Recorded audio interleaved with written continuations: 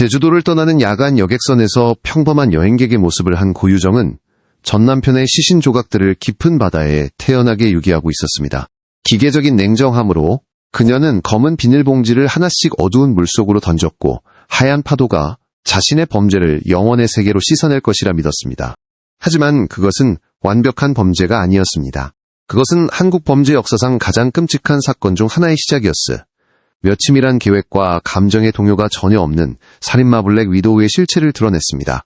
고유정, 1983년생. 평범한 이름군중 속에 쉽게 섞일 수 있는 얼굴. 그러나 그 외모 뒤에는 잔혹함의 심연이 있었습니다. 한 생명이 그녀에 의해 잔인하게 살해되고 토막났습니다. 이는 통제불능의 광기 속에서 일어난 것이 아니라 가장 작은 세부 사항까지 계산되고 준비된 계획의 결과였습니다. 그녀에게 내려진 최종 판결은 종신형 평생에 걸친 징벌이었습니다. 마지막 식사도사형 집행 전 마지막 말도 없을 것입니다. 대신 철창 뒤에서의 수만 번의 맛없는 식사와 조금의 뉘우침도 보이지 않는 사이코패스의 무서운 침묵이 있을 뿐입니다. 재판 과정 내내 그녀가 보인 태도 뻔뻔한 거짓말부터 악어의 눈물까지 인간적일 정도의 냉정함을 보여주었습니다. 그녀가 운 것은 자신의 범죄를 뉘우쳐서가 아니라 곧 닥칠 처벌에 대한 자기 연민 때문이었습니다. 오늘 우리는 범죄에서 정의에 이르기까지 블랙 위도우라 불리는 한 여성의 잔혹한 행위에서부터 그녀가 감옥에서 보낼 마지막 날들까지의 여정을 함께 탐색할 것입니다. 이것은 단지 범죄에 대한 이야기가 아니라 우리 곁에 가장 평범한 사람의 가면을 쓰고 숨어 있을지 모를 악마에 대한 경고입니다. 사건의 심각성으로 이 내용은 깊은 충격을 줄 수 있으니 시청에 각별히 주의해 주시기 바랍니다. 2019년 5월 말동양의 하와이라 불리는 한국 관광의 보석 제주도는 가장 아름다운 날들을 맞이하고 있었습니다. 맑은 공기 고운 백사장이 펼쳐진 해변 그리고 만발한 노란 유채꽃밭이 천국의 풍경을 자아냈습니다. 이곳은 신혼부부들이 행복한 순간을 기록하고 가족들이 따뜻한 추억을 만들기 위해 찾는 곳입니다. 하지만 바로 이 지상의 천국에서 지옥의 문이 열렸습니다. 모든 것은 청주시에 사는 한 가족의 커져가는 걱정과 함께 조용히 시작되었습니다. 그들의 아들 36세의 강 씨와 연락이 닿지 않았습니다. 처음에는 그가 몇 년 만에 가장 중요한 여행에 너무 몰두해 있다고만 생각했습니다. 그것은 6살 아들을 다시 만나기 위한 제주도 여행이었습니다. 쓰라린 이혼 후구는 오랫동안 아들과 떨어져 지내야 했고 최근 법원의 정기적인 면접교섭 허가 판결은 그에게 더 없는 행복이었습니다. 가족이 마지막으로 그와 통화했을 때 그의 목소리는 기쁨과 설렘으로 가득 차 있었습니다. 그는 힘들게 구한 로봇 장난감과 아들과 함께 아쿠아리움에 가고 모래성을 쌓을 계획에 대해 자랑했습니다. 그는 아들을 만난 직후 다시 전화하겠다고 약속했습니다. 하지만 그 약속은 결코 지켜지지 않았습니다. 하루가 지나고 이틀이 지나도 그의 전화는 음성 사서함으로 넘어가기 전까지 절망적인 통화 연결음만 울릴 뿐이었습니다. 처음의 걱정은 막연한 두려움으로 변했습니다. 가족은 만남을 주선한 그의 전처 고유정에게 연락을 시도했지만 그녀는 두 사람이 사소한 말다툼을 했고 강 씨가 화를 내며 어디론가 가버렸다고 대수롭지 않게 대답할 뿐이었습니다. 그 설명은 가족의 불안감을 해소할 수 없었습니다. 그들은 아들이 아무리 화가 나도 특히나 그토록 아들을 만나기를 고대했던 상황에서 연락을 끊을 사람이 아니라는 것을 알고 있었습니다. 결국 더 이상 기다릴 수 없었던 그들은 경찰에 그의 실종을 신고했습니다. 처음 제주경찰은 이 사건을 개인적인 갈등으로 인한 단순 가출 사건으로 접수했습니다. 그러나 사건들을 연결하기 시작하면서 우려스러운 그림이 점차 드러났습니다. CCTV 데이터는 강 씨가 5월 25일 고유정 그리고 그들의 아들과 함께 한적한 펜션에 입실한 것을 확인했습니다. 하지만 다음 며칠 동안의 여러 다른 카메라 영상에는 5월 27일 고유정과 아이만이 그곳을 떠나는 모습만 기록되어 있었습니다. 강 씨가 그 문을 나서는 모습은 단 한 프레임도 없었습니다. 실종 사건은 즉시 고유정을 제1 용의자로 한 형사수사로 전환되었습니다. 수사팀이 펜션으로 파견되었습니다. 그들이 들어갔을 때 방은 다툼의 흔적 없이 완전히 정상적이고 깨끗하며 정돈된 것처럼 보였습니다. 그러나 경험은 그들에게 무언가 잘못되었다고 말해주었습니다. 거비약용 특수조명, 아래 특히 루미놀 화학물질을 뿌렸을 때 끔찍한 진실이 드러났습니다. 방 전체 특히 욕실과 주방이 기이한 푸른빛으로 빛났습니다. 그것은 극도로 철저하게 닦아낸 혈흔의 흔적이었습니다. 혈액의 양이 너무 많아 법의학 전문가들은 피해자가 그런 공격에서 살아남을 수 없었을 것이라고 확신할 수 있었습니다. 실종 사건은 이제 잔인한 살인사건이 되었습니다. 제주도와 대한민국 전체가 충격에 빠졌습니다. 누가 상상이나 했겠습니까? 평화로운 휴양지에서 피비린내 나는 범죄가 발생하고 용의자가 바로 그 아이의 아버지에게 손을 댄 한 여성한 어머니라는 것을. 고유정의 범죄 여정은 분노에 찬 충동적인 행동이 아니라 증오의 교양곡이었으 며 치밀하게 계획되고 상상할 수 없는 냉정함으로 실행되었습니다. 모든 것은 법원의 한 판결에서 시작되었습니다. 아버지에게 기쁨을 주었어야 할 결정이 그에게 사형 선고가 되어버렸습니다.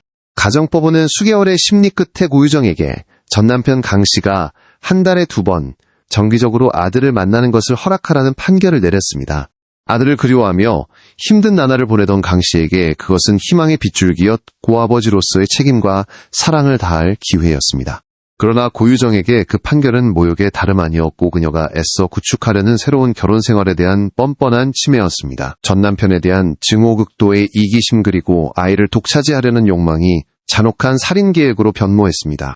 그녀는 마치 큰 파티를 준비하는 세심한 주부처럼 소름 끼치는 평온함 속에서 범죄를 준비하기 시작했습니다.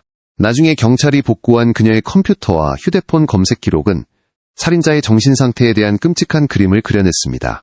그녀는 졸피뎀 수면 재치 사량살인, 도구시신 유기 방법사람, 뼈 무게와 같은 키워드를 검색하며 몇 시간을 보냈습니다. 그 후 그녀는 쇼핑에 나섰습니다. 청주의 한 분비는 마트에서 저녁 식사를 위해 채소를 고르는 주부들 사이에서 고유정은 태연하게 쇼핑카트를 밀었습니다. 그녀의 장바구니에는 날카로운 부엌칼 대형 쓰레기 봉투, 30개강력한 표백제 몇 병 고무장갑, 그리고 접착 테이프가 담겨 있었습니다. 며칠 후 다른 가게에서 그녀는 손톱과 가장 큰 사이즈의 여행용 캐리어를 샀습니다. 모든 것이 체계적으로 불필요한 세부사항 없이 준비되었습니다. 도구를 모두 갖춘 후 그녀는 달콤하고 치명적인 덫을 놓았습니다. 그녀는 강씨에게 먼저 연락을 취했고 나중에 그의 가족이 거짓되게 달콤했다고 묘사한 목소리로 말했습니다. 그녀는 법원 판결을 받아들이고 그가 아들과 편안한 공간에서 만나기를 원한다며 호의를 보이는 척했습니다. 그녀는 아이를 위해 관계를 회복하자며 세 사람이 함께 제주도로 짧은 여행을 가서 한적한 펜션을 빌릴 것을 제안했습니다. 어린 아들에 대한 무한한 사랑을 가진 강 씨는 조금도 의심하지 않았습니다. 그는 기쁘게 제안을 받아들였고 자신이 정교하게 짜인 연극에 발을 들여놓고 있으며 그 주연 역할이 가장 비참한 죽음으로 끝날 것이라는 사실을 전혀 알지 못했습니다. 제주도 펜션에서 연극은 완벽하게 계속되었습니다. 고유정은 즐거운 척하며 부자가 함께 놀도록 내버려 두었습니다. 그녀는 직접 부엌에 들어가 강 씨가 아주 좋아하는 카레를 포함한 푸짐한 저녁 식사를 요리하기도 했습니다. 그러나 그 카레에는 으깬 졸피뎀 수면제를 다량으로 몰래 넣었습니다. 식사 후 강 씨가 졸음을 느끼기 시작하고 소파에서 깊은 잠에 빠졌을 때고 유정 안에 있던 악마가 마침내 깨어났습니다. 그녀는 미리 준비한 칼을 들고 어린 아들이 옆방에서 자고 있는 동안 전 남편을 연속해서 찔렀습니다. 잔인하고 무자비한 공격은 휴양지의 방을 도살장으로 바꾸어 놓았습니다. 그러나 범죄의 가장 끔찍한 부분은 아직 남아 있었습니다. 피해자를 살해한 후 고유정은 더 끔찍한 일, 즉 시신을 훼손하기 시작했습니다. 펜션의 욕실에서 그녀는 몇 시간 아마도 하룻밤 내내 이 잔혹한 행위를 저질렀습니다. 이는 평범한 사람으로서는 상상할 수 없는 냉정함 강철 같은 신경 그리고 피해에 대한 무감각을 요구하는 작업이었습니다. 이를 마친 후 그녀는 시신 조각들을 미리 준비한 검은 비닐봉지에 담고 현장을 청소하기 시작했습니다. 그녀는 표백제를 사용하여 바닥과 벽의 모든 핏자국을 문질러 닦으며 범죄의 모든 흔적을 지우려고 노력했습니다. 그녀의 유기여정 또한 치밀하게 계산되었습니다. 그녀는 시신이 담긴 비닐봉지들을 큰 캐리어에 넣고 다음날 아침 아무 일 없었다는 듯이 태연하게 체크아웃하고 아들을 데리고 제주도를 떠났습니다. 제주에서 완도항으로 가는 여객선 위에서 바다의 어둠과 파도 소리에 가려진 채 그녀는 침착하게 봉지들을 차례로 바다에 던졌고 대양이 자신의 끔찍한 비밀을 영원히 묻어주기를 바랐습니다. 남은 시신 조각들은 완도에서 청주의 집으로 가는 길에 여러 장소의 공공 쓰레기통에 계속해서 버렸습니다. 그러나 그녀는 몰랐습니다. 흉기 구입부터 여객선에서 의심스러운 봉지를 버리는 것까지 그녀의 모든 행동이 보이지 않는 CCTV의 눈에 기록되고 있었으며 그것들이 그녀를 향한 포위망을 한 걸음씩 좁혀오는 말없는 그러나 반박할 수 없는 증거가 되리라는 것을. 이 잔혹함의 근원을 이해하기 위해 우리는 고유정의 과거를 되돌아볼 필요가 있습니다. 1983년생인 그녀는 유복한 가정에서 자라 제대로 된 교육을 받고 대학을 졸업했습니다. 겉보기에는 많은 사람들이 부러워할 만한 삶을 살았습니다. 2013년 그녀는 친구를 통해 만난 온순한 박사과정 연구원인 강 씨와 결혼했습니다. 그들은 귀여운 아들을 낳았고 결혼 사진 속에서 그들은 정말 행복해 보였습니다. 그러나 가정의 문 뒤에 서 그들의 결혼 생활은 동화가 아니었습니다. 그것은 해결할 수 없는 갈등으로 빠르게 금이 갔습니다. 고유정은 강 씨의 친구들과 친척들로부터 강하고 독단적이며 이기적이고 특히 재정적인 면에서 모든 것을 통제하려는 성격으로 묘사되었습니다. 반면에 강 씨는 인내심이 강하고 항상 아이들을 위해 타협하려 노력하는 사람이었습니다. 3년간의 긴장된 결혼 생활 끝에 그들은 이혼을 결정했습니다. 고유정이 단독 양육권을 갖게 되었고 이것이 나중에 비극의 씨앗이 되었습니다. 그녀는 항상 아이를 자신의 소유물 전 남편을 통제하고 복수하기 위한 도구로 여겼습니다. 강 씨에 대한 그녀의 증오와 원한은 시간이 지나도 가라앉지 않고 지옥불처럼 은밀하게 타오르며 파괴적인 불길로 터져나올 날을 기다렸습니다. 이혼 후 그녀는 빠르게 새로운 삶을 찾아 다른 남자와 재혼했습니다. 그러나 과거의 유령 그리고 아마도 그녀 영혼의 또 다른 병적인 어두운 구석이 그녀를 놓아주지 않았습니다. 이 새로운 결혼 생활에서 또 다른 비극적이고 미스터리한 사건이 발생했습니다. 새 남편의 4살짜리 아들이 고유정이 함께 살기 시작한 지 불과 2주 만에 잠을 자다 갑자기 사망한 것입니다. 사인은 질식사로 판명되었습니다. 당시 모든 사람들은 그것을 비극적인 사고라고 생각했습니다. 아들을 잃은 슬픔에 잠긴 새 남편은 전혀 의심하지 않았습니다. 그러나 강씨 살인 사건이 밝혀진 후 새 남편은 사건들을 연결하기 시작했고 고유정이 자신의 아들을 살해했다고 의심하게 되었습니다. 경찰이 이 사건을 재수사했지만 결국 법원은 그녀를 유죄로 판결할 직접적인 증거가 불충분하다고 판결했습니다. 그럼에도 불구하고 이 미스터리한 죽음은 그녀가 전 남편에게 저지른 범죄와 함께 놓였을 때완전히 평범한 외모 아래 자신의 잔혹함을 숨길 수 있는 한 여성 진정한 블랙 위도우의 끔찍한 초상을 그려냈습니다. 사건의 피해자인 강 씨는 완전히 반대되는 인물이었습니다. 그는 온화하고 학식이 있으며 아들을 극진히 사랑하는 아버지였습니다. 친구들과 가족들은 그를 정이 많고 항상 가족을 최우선으로 생각하는 사람으로 묘사했습니다. 이혼 후 그의 가장 큰 고통은 결혼의 파탄이 아니라 아들 곁에 있을 권리를 박탈당한 것이었습니다. 그는 사진으로만 아들을 볼 수 있는 힘든 나날을 보내야 했습니다. 그는 아들을 만날 권리를 얻기 위해 끈질기게 법적 투쟁을 벌였고 법원이 그의 손을 들어주었을 때 그것은 그의 인생에서 가장 행복한 순간이었습니다. 그의 꿈은 소박했습니다. 아들이 건강하게 자라는 것을 보고 아이들의 놀이를 함께하고 아들이 아빠라고 다정하게 부르는 소리를 듣는 것이었습니다. 그는 결코 상상하지 못했습니다. 그 무한한 사랑이 범죄자에 의해 그를 죽음으로 이끄는 데 이용될 것이라고는 강 씨의 가족은 말로 다할 수 없는 고통의 여정을 겪어야 했습니다. 그를 찾던 희미한 희망의 날들부터 진실을 알게 되었을 때의 끔찍한 충격 그리고 길고 긴 재판 과정을 거치며 그들의 가족을 잔인하게 살해한 자와 직접 마주해야 하는 날들까지 그들은 아들을 형제를 남편을 잃었습니다. 그들에게 가장 고통스러운 것은 지금까지도 그의 시신을 온전히 수습하여 제대로 된 장례를 치러주지 못했다는 점입니다. 그들의 고통은 모든 사건 뒤에는 단 한 명의 희생자만 있는 것이 아니라 영원히 파괴된 많은 다른 삶들이 있다는 것을 상기시켜줍니다. 처음에는 피해자의 완전한 실종으로 어려움을 겪었던 제주경찰의 수사는 전통적인 수사 기법과 현대기술의 결합 덕분에 빠르게 돌파구를 찾았습니다. 가장 중요하고 첫 번째 단서는 고유정의 쇼핑 내역과 온라인 활동이었습니다.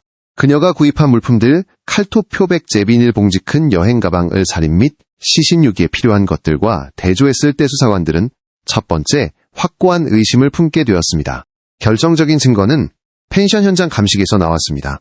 고유정이 흔적을 지우기 위해 매우 노력했지만 현대 법의학, 기술 특히 루미놀 시약은 그녀에게 기회를 주지 않았습니다. 육안으로는 보이지 않는 미세한 혈흔들이 특수조명 아래 드러나 이곳에서 극도로 폭력적인 공격이 있었음을 증명했습니다. 이 혈흔에서 채취한 DNA는 나중에 강 씨의 것으로 확인되었습니다. 청주의 자택에서 체포되었을 때 처음 고유정은 무서운 평정을 유지했습니다. 그녀는 모든 혐의를 부인하며도 사람이 말다툼을 했고 강 씨가 화를 내며 가버렸다는 완전히 조작된 이야기를 꾸며냈습니다. 그러나 경찰이 제시한 반박할 수 없는 증거들, 구매 영수증 CCTV 영상열은 분석 결과 앞에서 그녀는 마침내 고개를 숙여야 했습니다. 그녀의 자백은 비록 입 밖으로 나왔지만 조금의 뉘우침도 담고 있지 않았습니다.